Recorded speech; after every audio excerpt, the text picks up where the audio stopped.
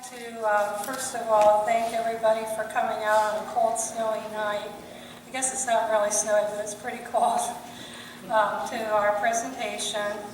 And I think a lot of you probably know my name is Carol Cable, and I'm a chairperson of the Friends of the Big Four Depot Advocacy Committee.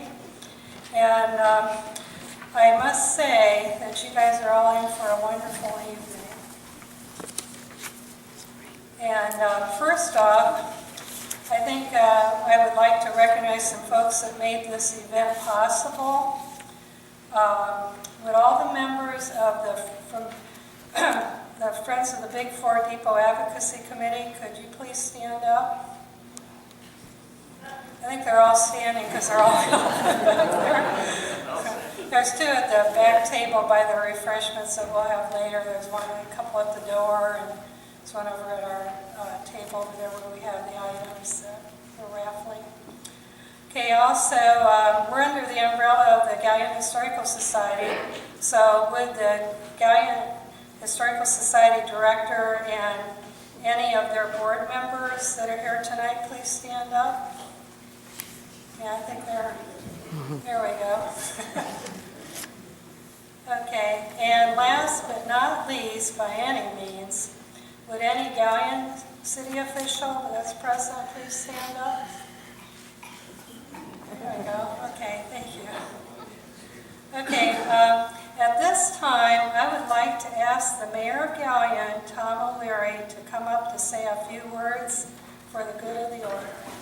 Appreciate it. I know most people came here to hear our friend from Denison. I wanted to go back in time a little bit in my association with rail tourism and my first contact with the organization down in Denison. One of the neat features of what they do down in southeast Ohio is run tourism trains. And once upon a time, those different organizations, 10, 12 of them around the state, competed, saw it as zero sum. If somebody goes to Cuyahoga, that's a trip that doesn't happen down in southeast Ohio. Got that group to sit down together while I was at the Rail Commission. We were really first starting up the Rail Commission. And this Ohio Rail Tourism Association was one of the upshots of that experience, and to my understanding, it's still in operation and existence. And really what they've been able to do is recognize that people who take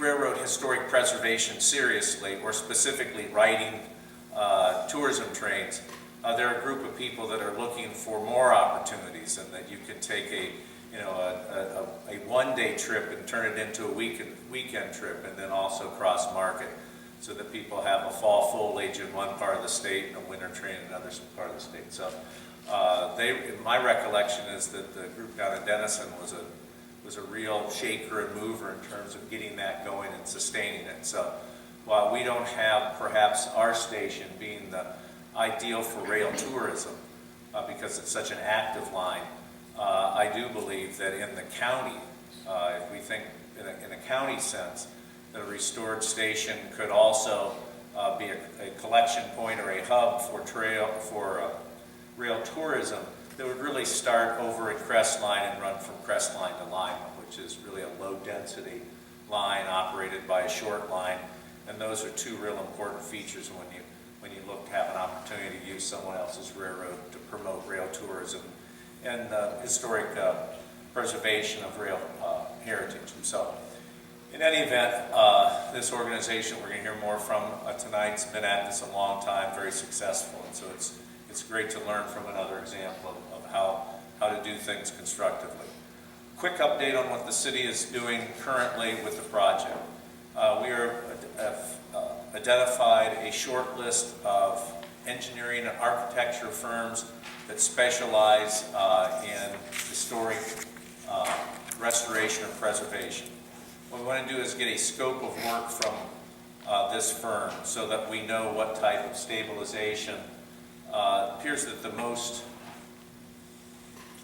structural problem, the greatest concern, is on the east side of the building, in and around the foundation by the doors.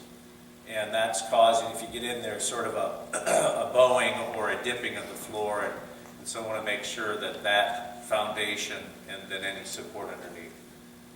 The work on the, if I said east side, I meant west side. Is that what that look was? Yeah, that's the west side. Everything is accurate, but I meant the west side. So the west side of the doors. The east side that just really doesn't look very good from the overpass, or when you look at it from the east side, that really is elbow grease type things that we need to get done. And the plan on that is to hire an independent contractor to work on those items this year. So the first issue is get an engineer, come up with a scope of work, get the foundation stabilized on the west side, and then whatever additional expense needs to be incurred on the east side of the building to shore that up, and with some luck get it a fresh coat of paint on it. That would be about as ambitious of a work schedule as we've worked out this far for the depot. Don't suffice to say that last year's attempt to find private investment hasn't produced any. We still own the building, as the city and the community has a big interest in it, so we're going to proceed ahead until if and when someone shows up with the right business plan and the right type of resources to really make their vision executed. We don't want to start something and then have that private individual run short on funding. So, having said all that, a quick update. We are working forward on the project, and I think one of the things that we all lack is a complete vision of what this could look like. And I think as you hear about Denison and some other places who have gone through that process, you can begin to see, take what we have in our mind's eye and see how it works in a real practical living history kind of setting. So, Carol, thank you for the invitation. I look forward to listening to Now it is my pleasure, and it indeed is a pleasure, to introduce tonight's special guest speaker, Wendy Zucal. She's come all the way up from Tuscarawas County to tell us, among other things, how a small-town depot became nationally famous. As the executive director of the Denison Depot Museum, Wendy's been an integral part excuse me. She's been an integral part from the very beginning of the rebirth of this wonderful piece of Ohio history. She currently directs a network of 4 museums that includes Shetland Village. Wendy has certainly lived up to her objective of using her leadership skills and passion to market and brand the immense value of Ohio history by extending its reach into all aspects of economic development and daily life, and cultivating local history at all levels, especially in her locale. She holds a Bachelor of Arts degree from Marietta College and a Master of Arts in Public History from Carnegie Mellon University. Among her greatest achievements is the designation of the Denison Depot as a National Historic Landmark in 1987, which is the only World War II home front canteen landmark. Wendy sat on many boards, worn many hats, and received numerous awards, including Tuscarawas County Citizen of the Year in 2012. I could go on, as her accomplishments are many, but this leave it to say that Wendy has been and presently is a very busy, productive, and successful lady who has done much to promote and preserve Ohio's history, and in particular railroad history. And we're honored to have her here tonight. So now please help me to welcome Wendy Zucal.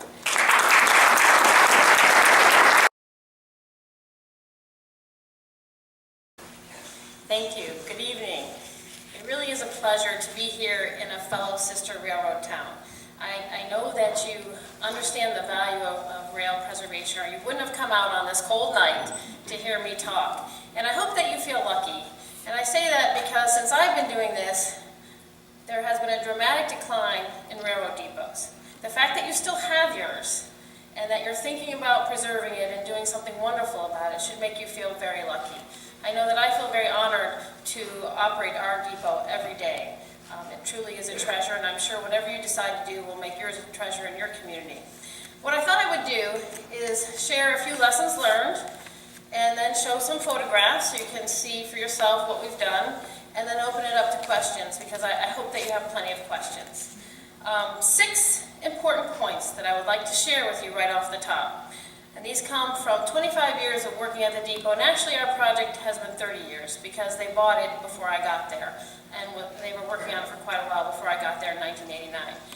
But the first thing I'd like to say to you is that if Denison, Ohio, which is in Appalachia, Ohio, is a village of 3,000, actually less than 3,000, more like 2,500 people, largely challenged in economic development, largely retired, can raise $5 million and restore their depot, I truly believe anyone can do it.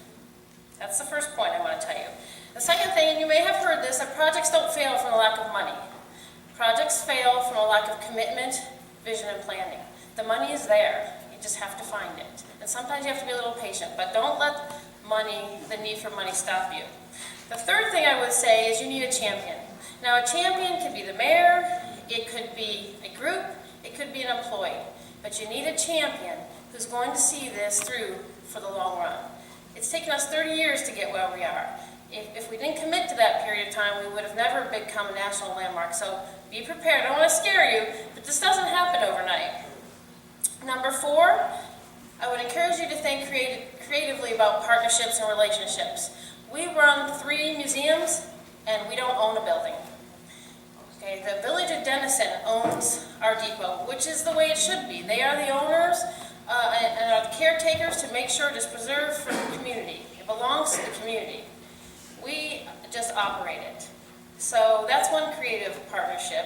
And if you, I would just throw out there the fact that you have a city owning it opens you up to transportation enhancement funds, which is a whole other thing I could talk to you about later on. Also, find out who shares your history. Early on, we found out that Dominion, East Ohio Gas, the first house they put gas heating into was in Denison, Ohio. We have a shared history, so we went to them, and from the very beginning, they were on board, they provided money, grants, and they have a board member on our board. Another creative relationship is through our Joint Vocational School. When they started our project, we had no money. So what they did is they held fundraisers to buy supplies, and they worked with the bricklaying class, the carpentry class, the heating and cooling classes to do the work. Later on, we were able to raise more money and contract out most of the work. But high school students gave us a huge boost. And the other thing that did is it taught them a great preservation lesson, because they usually build a house every year. But restoring a depot is much more difficult than building a house. So they had great lessons, and they come back to this day with their families continually showing off the depot. So think about creative relationships and partnerships. Number 5, as you think about your purpose, and I just want to throw this out here, it may not be a museum, but I just want to make sure you know that museums don't survive on admissions alone. You know, think about as many diverse sources of income as you possibly can. And it really doesn't matter how beautiful your depot is or how wonderful you restore it. Because if you can't afford to turn the lights on and unlock the door, none of that matters. Okay, so you have to find a way. And it's easy. I will tell you this right now, it's easy to raise money to restore a building. It's hard to raise money to operate it and continue it. Okay, so the easy part is actually restoring it. So these are all my lessons I have learned. And number 6, my last lesson I'd like to share. You may ask yourself, $5 million in Denison, Ohio, was that worth it? Did we get a good return on our investment? Well, I can tell you, we've grown from a 1 museum operation with 1 employee to 25 employees, and we oversee 3 museums with over $1 million budget. So there's great economic impact. We have a restaurant and gift shop. When Denison started this, I could have rattled off 20 businesses that had closed in the last 5 years in downtown Denison. Now the shops are coming back. We have a tourism corridor. We have other museums, a water park, and this all sparked. Their goal was when they restored the depot that other people would come to town, and it has happened. We are a preservation catalyst. We are a resource center, an education center. We are a community leader. We're very involved in all the other activities and boards that Carol mentioned. Community pride has changed 100%. We are full of life with a full calendar of events, which you'll see there's 22 events on our calendar, and many are not on the calendar. And tourism dollars. We do Polar Express train rides, and we do it just over 2 weeks. We using our Convention and Visitors Bureau's multiplier, in those 2 weeks brings $3 million to our community because they sleep in the hotels, they eat, and shop elsewhere. That's just 2 weekends. So the investment definitely has been worth it. It has put Denison on the map. And of course, when they started, and I'll show you, when they bought the building, never in their wildest dreams did they think it would become a National Historic Landmark. And I don't know if you realize, you can get on the National Register, but a National Landmark is like a president's home, Underground Railroad home. And the reason we got on it was because, here's something I don't know if you know, the state of Ohio had the largest number of trackside canteens during World War II. Now, if you're shipping millions of troops, you've got to feed them. You know, a well-fed soldier will perform better. And you couldn't stop at every town to feed them, and you couldn't put enough dining cars on the train. An average troop train had 800 soldiers. How do you feed these guys? Well, they created trackside canteens. The state of Ohio had the largest number, 12. And most of those are gone. Their site might still be there, but it doesn't reflect its World War II heritage. Across the country, there were 3 large canteens. The largest was North Platte, Nebraska. The second largest was the New York Stage Door Canteen. The third largest was the Denison Depot. Those are all, the first 2 are gone. In fact, there was a New York Times best-selling book written about a man going back to North Platte to see what was there. And when he got there, he found a plaque and nothing else. And when he came to Denison, you see the plaque, the whole building beautifully restored. Right down in our windows, you can still see the black paint around the edges from the blackouts of World War II. So because we are the only World War II site in existence, restored, and reflecting that history, we were able to become a National Historic Landmark. So we're very proud of that. It took us 11 years to get that status. So those are some of the quick lessons learned. At this point, I'm going to show you lots of pictures. If I can get this to work. Okay, that's just a fun photograph of the progression. You know, on this end, how bad it looked, and what it looks like today. But I would just like to tell you, as you begin this quest, and you need to raise money, you need to probably fine-tune your story and your brand. And, did I push it again? And why does anybody care? Why should they care about that depot? You need to be able to answer that question, and it's going to start with your story and your history. Denison and Galion are very similar. Railroad towns, starting with trains coming through in the 1850s. It sounds like you were winding down in the 1860s. At your peak, you were New York Central, which was a prime competitor of ours with the Pennsylvania Railroad. We wouldn't have liked you. I don't know how it's going forward, but these are some great pictures of the depot in its heyday. You can see how beautiful it was. See the dormers and all the architectural embellishments.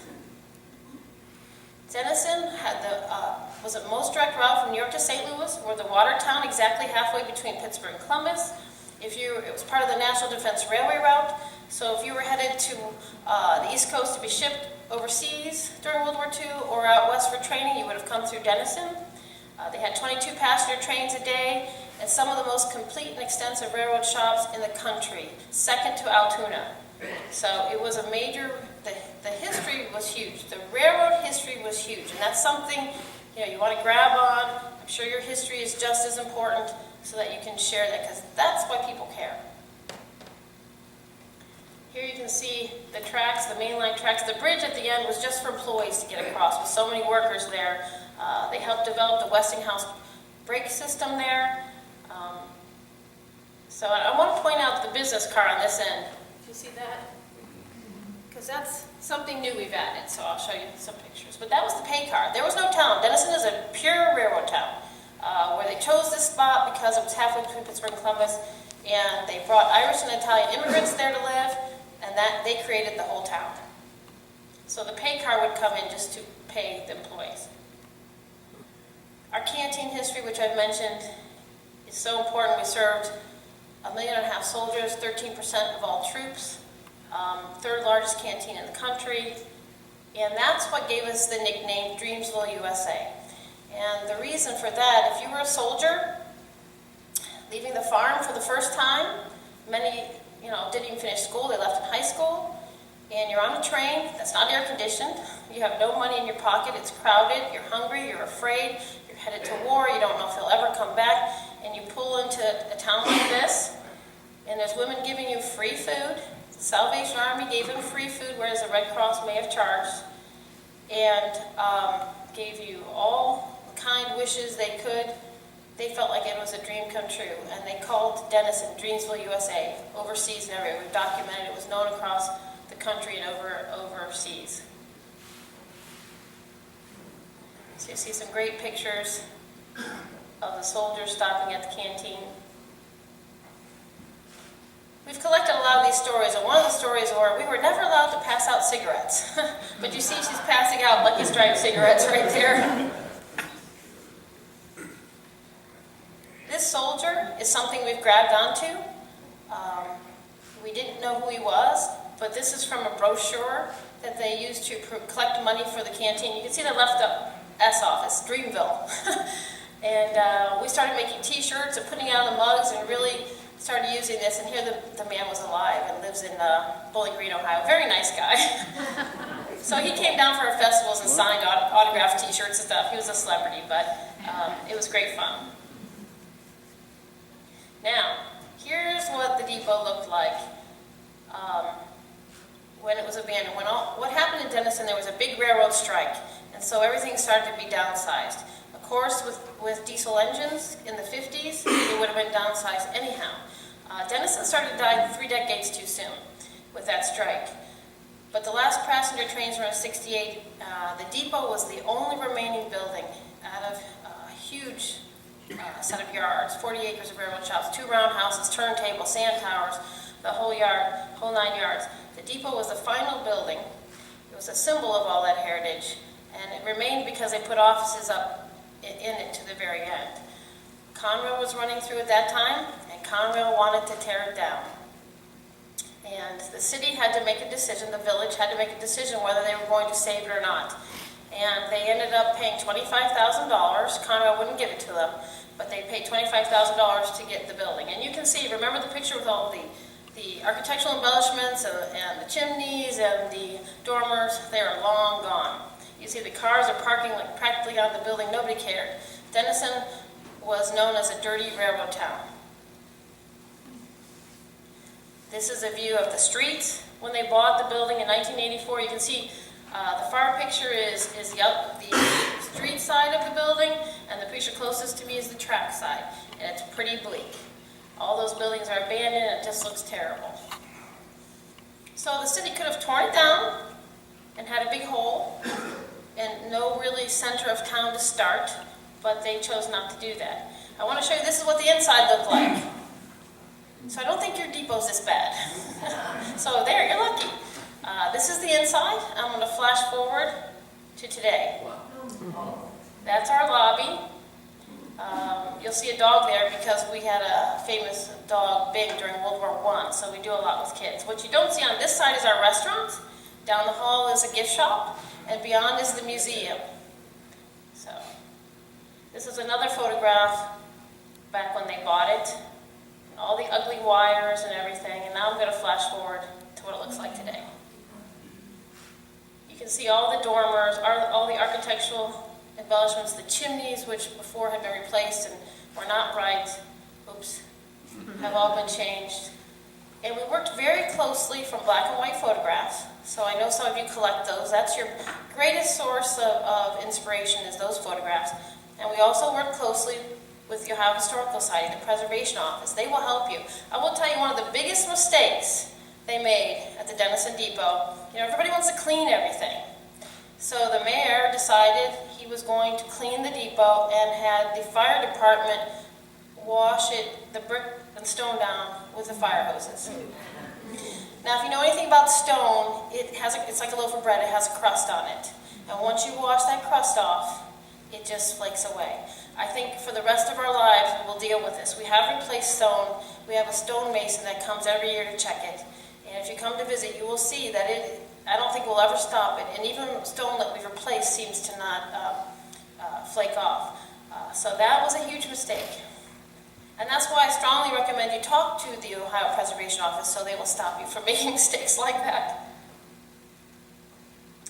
But this is just a photograph I wanted, a postcard. And this is one the Pennsylvania Railroad put out. during wartime, and they were promoting canteens across the country. And of course, you see ours at Pennsylvania Railroad Station at Denison Depot. We said it's a popular canteen. They didn't put popular in anyone else's, but they put that, so we're very proud of that picture. And again, I told you, I would strongly suggest you start with your story, you stick to your story, and we have everything that we've done that has been a success. The roots go right back to our history. We've had Soldier Fests and train festivals where we go right back to what our history is.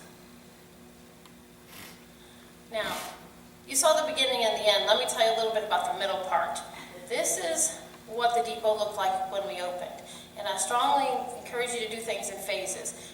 You'll see it was good enough to be open, but it wasn't finished. And we did a lot of fundraisers. They sold everything, every bench, put names on benches, walls, lampposts, every fundraiser from selling Christmas trees to hot dogs to you name it, t-shirts, to get the money to buy supplies and get the students to do it and contract out what they had to contract out. So in 1989, we were able to open. They bought it in 84. They opened to the public in 1989. That's when I started, like a month before we opened. But you could see it wasn't done. So we had to go and raise a lot of money to finish the preservation work. And by 2004, this was during one of our big train fests, was almost done, and you can see the difference in the building.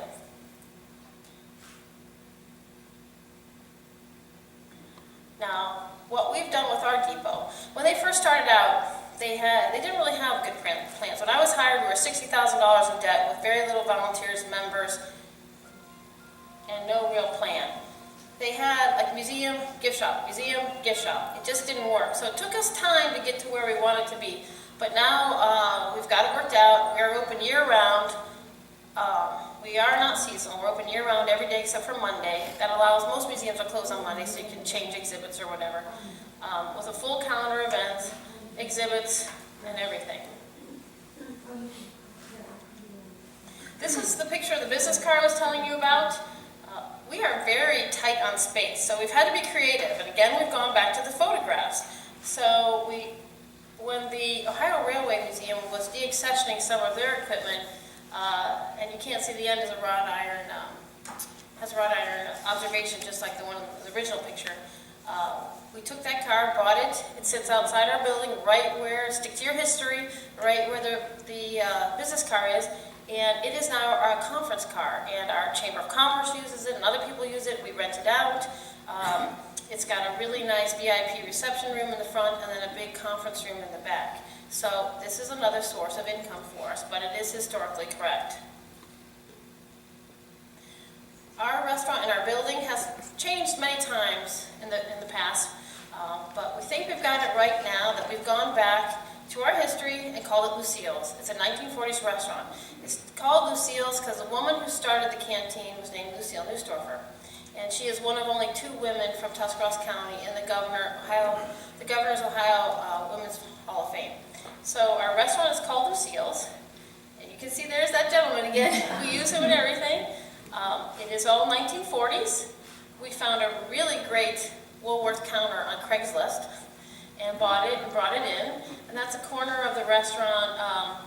It's all 1940s. Yes, we serve SOS and Spam sandwiches. And then we have a lot of other things as well. We have a great variety of hot dogs named after World War II dogs. So we bring in a lot of the history even in through the menu. Another suggestion I would make is to get your community involved as much as possible. You know, people help support what they think they helped create. If they help you create your plan, they will support your plan. And it's for all ages. This is our Friends of the Museum that puts on a ball every year.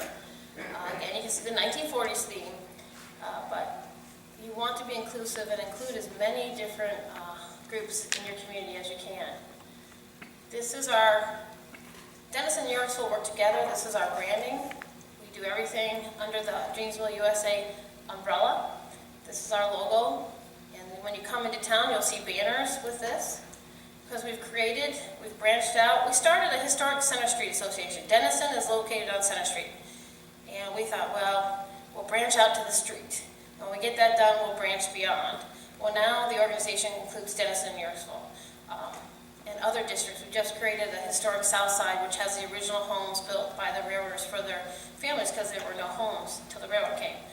So it has grown over time. There's the banners I was mentioning, and we get the community put their name up, companies to pay for them. We make a lot of money off of it, which is good. We have a portal that you can go to promote all of our sites. Education. I hope that you think about the education component. Get school kids, because the school kids are your next caretakers of your historic sites. If you aren't bringing your school, it's really a great picture. If you aren't bringing your school kids in, who's going to take care of these buildings? And you're talking about, as we did 25, 30 years, these kids that grow up and get jobs at big companies and can donate money back, that's what you want. Those are two rows of the rivers. Again, with any project, you need to find your big fundraisers. And for us, it's been Polar Express. We are up to 24 train rides now. We don't have the challenges you have with, is it CSX that owns your tracks? But we have a state line that the Genesee, Wyoming operates, and it is very intense to create contracts. We're only allowed 10 days a year. And so we do 8 days with Polar and use the other 2 for another weekend trip if we're lucky. This is a family on Polar Express. So whatever you can build that people will come to. We have people coming from 5 states to go to these train rides. So if you can find that, it makes a profit over $100,000 for us. And it's very important to our operation. And of course, if you know what Polar Express is, that's where the kids get to visit Santa and go to the North Pole.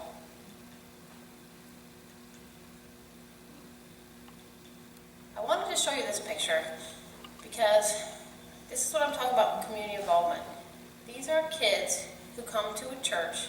We don't do anything except put it in the newspaper. We don't go to the schools and ask them who are going through railroad safety training to be elves on the train. That's just one side. There's a whole other side. And again, it is so important to get those youth involved. And you can see, we pack the house and we just put out a couple notices and they come. So that special event or whatever you can, your festival, whatever, to support your organization is very important. We are always mindful of the needs of the community. And our community needed entertainment this summer. We do free concerts. We have festivals all around the depot. This is a restaurant. The economic development part is very important.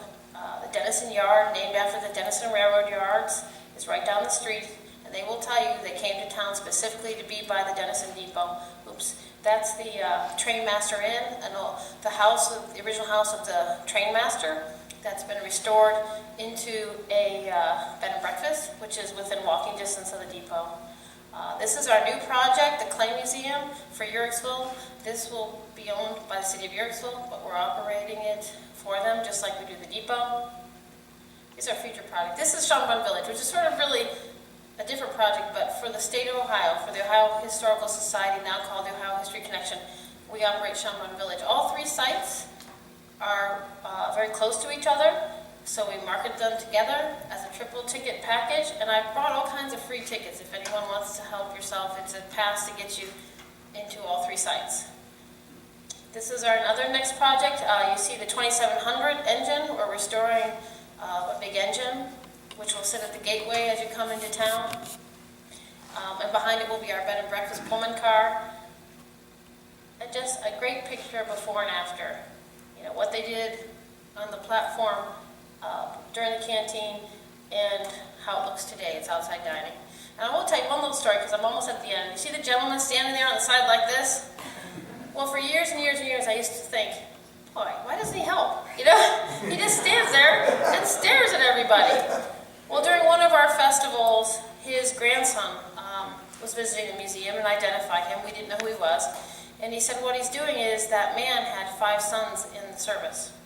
And when the troop trains came through, they weren't advertised, you know. We'd just been bombed at Pearl Harbor. You're not going to advertise when the troop trains are traveling on the National Defense Railroad route. So you just had to be alert and watch. And he worked in town, and whenever he saw a troop train come through, he would run over. And what he's doing is he's standing there to see if one of his sons are on the train. So, because they would have no way to tell their dad that they were coming. So that sort of changed everything. I didn't feel so bad he was standing there after that. That's why photographs are so important. This is a great photograph. When we became a National Historic Landmark, this is the photograph we used to promote the before and after. Document, whatever you do, document it all the way. Again, it's one big community grassroots effort. And, you know, through Polar Express, one of our favorite things to say is we always believe. And if you believe it can happen, it can happen. And that's my last slide. And I would open it up. I'm sure you have all kinds of questions. Who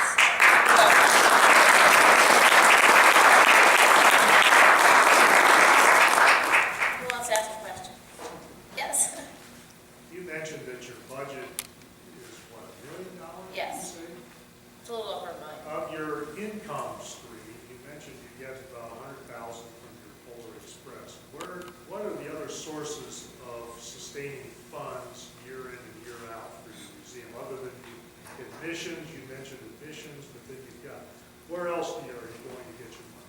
Memberships, also our gift shops, the other sites that we run, we charge them a management fee. So Shumrun is paying us back a fee every month to operate them, in addition to paying their own costs. And also those 3 sites, not only do they pay us a management fee, but when we buy something, say we buy a van for the museum, we split the cost 3 ways instead of us just buying it. So we're able to do more because we can split the cost. We do a lot of workshops. I actually brought some flyers. We do grant writing workshops and social media workshops, a lot of leasing of programs, spaces, whether you lease the gazebo for a wedding or you lease the business car for a meeting. We'll lease you anything for the day.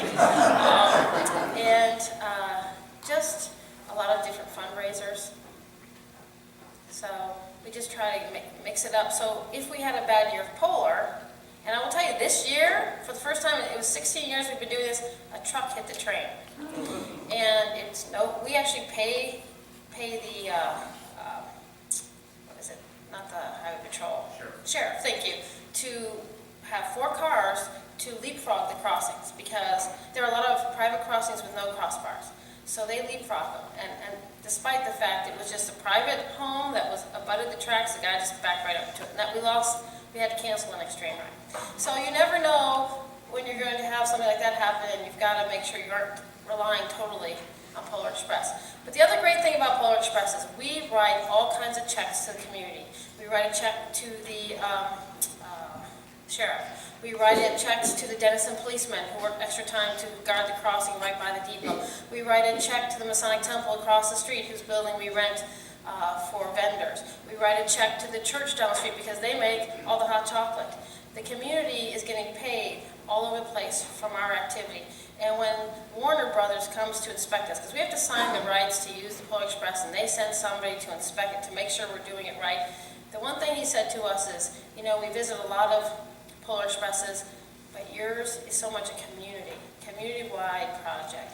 You know, our restaurant owner down the street, you saw the Denison Yard, he told us that Polar Express means to him $20,000 a year, and that's, you know, this is in December, late December, like right before Christmas, and he said that gets him through January and February of every year.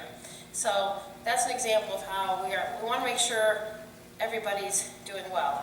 And when we first started, you know, we'd like to think it's all about us, and we realized we really needed to see what were the other needs in everybody else's agendas and try to help them fulfill their goals too. And then they're much more supportive. And one thing I would say is, and you probably have already done this, is to make sure you have somebody from council on your advocacy group so that they hear how hard you're working and they hear your needs. And you can communicate that way. One of the first things we did was put a Denison councilman on our board of trustees. Now, they can never be president because not always are our goals the same, but they can, they're assigned by the mayor, a council person, to sit on our board meetings. Yes? How many miles is the train ride? For Polar Express, geez, it's like 16 or 18 miles. It's not far. The trains will only go about 25 miles an hour. And we have to carry $35 million of insurance in order to do those train rides. And insurance alone is about $100,000. Yeah, it's very, very expensive. All of our crew has to go through safety training. Running a train, and we often get criticized, why are Polish Express train rides tickets so expensive? Well, that's why. We have to rent the engines, the crew, the fuel, we don't own the cars, we lease them from private car owners, so it is a very expensive venture to put on. So, any other questions? Yes? How successful are you in getting grants? Pretty good. And one thing that I would suggest for you, and maybe you've already looked into this, is, well, it depends on what you're going to do with your station. But one of our biggest sources of income are transportation enhancement dollars, which are federal dollars allocated through your state DOT. But you can't get them unless you apply through a municipality. And we are on phase 8. So we've gotten 80% of the money for 8 projects. And then we have to go and raise the other 20%. But we're very lucky in our county. We have a lot of big foundations. But it was funny when we first started, we were able to get government dollars quicker than local dollars. I think the locals were more skeptical. But we've gotten money from, since we're in Appalachia, there's a lot of Appalachia pots of money. I don't think you're in Appalachia, are you? No. And state capital improvement money. That's another one that you could probably get. But ask any museum where they're getting their money. I know when I felt like I tapped out all my sources of foundation money and I still needed money, and with an old building, it will own you. You will always need money. I went to Cleveland to a friend who ran a museum, and I said, where are you getting your funding? And she told me about another foundation, which was in Dover, Ohio, in Tuscarawas County, which I never even knew about. So you want to ask people, we do a whole thing on grant writing if you ever need help. There's money out there. If you have a hospital or something big, get their annual report, see who's giving money. So there's money out there. Yes. I had one more question. About you as the executive director, you indicated that you were hired pretty much early on soon after they acquired the depot, or about the same time. As you look back on your experience, how important was it for you as a paid executive to be part of this group, and how important is that to have a paid executive in lieu of all volunteer operation or working in volunteers? And the second part of that question, how'd you get paid early on? Well, I took quite a cut. I was working in Cleveland in University Circle at the Western Reserve Historical Society, but my husband, it's all his fault, was working, he was from Tuscarawas County and was working in Denison, Ohio. So our goal was to get down there, and his father told me about this new project, and I would say it is absolutely critical to hire a paid employee the minute you can. Then you have somebody in charge. And then they can make the decisions. I've seen many, many volunteer organizations die because they don't have a driven point leader. And this isn't what I've done. This is what everybody has done together. And I would certainly want you to understand that this is a team effort. I would never take credit for it all because we've done it together. So did I answer all your questions? I think there was another part. Well, you did. And Okay. I guess, did you have some incentives built into your contract early on as far as performance? Well, I remember. I don't want to get specific, No. just in general. Feel free to I'm ask. just curious. I did have a board of trustees. I had to answer to them. And at first, I don't think they were real, I didn't win them over in the beginning. In fact, one of the best board presidents we had was a retired railroader. And he actually came back from vacation one time because he thought they were going to fire me. But little did they know that, eventually we got to where we wanted to go. It's very hard, and I will say this, when you have the movers and shakers that, are restoring the building and doing the blood, sweat, and tears, and then you hire somebody who comes in and starts telling you what to do, that was a very hard transition. I could have done it better, and they should have maybe been a little bit more prepared for that. But it wasn't a tough transition, because they still felt they should be in charge. But it happened, and I do remember in the beginning, getting a paycheck that, you get paid every 2 weeks, you can only have 1 week now and the other week later. But They were very good to me in the sense that I got 5 weeks of vacation. I have lots of vacation because that's what they gave me in lieu of that. I was allowed to teach grant writing workshops, and after I paid the expenses and a rental fee to use the depot, I could keep the rest of the money. This was how they found creative ways to increase my income. When I had kids, they did pay, and I know it was hard, they paid my maternity leave. And when I was gone for 6 weeks, each board member took a turn to be in charge, because we had no staff then. You know, I do remember my board president bringing me the mail to the hospital the day my son was born. So, but definitely, we finally got everybody on the same page. We had to win over council, get them on the same page, and once council members started coming, I remember